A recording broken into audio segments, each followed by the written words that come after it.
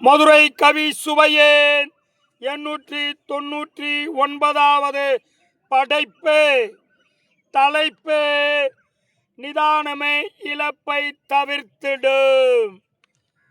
எங்கடா போகிறது மனிதனின் அறிவு? எங்கு பார்த்தாலும் அழிவு. இதுவாடா அறிவின் பொலிவு? இல்லை, இது மொத்த உயிர்களின் அழிவுக்கான விரைவு.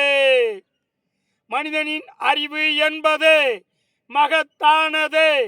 ஆனால் இதையும் இழந்து விடுவது வெட்கக்கேடானது. வாழ்வில் எதற்கெடுத்தாலும் ஏன் அவசரம்?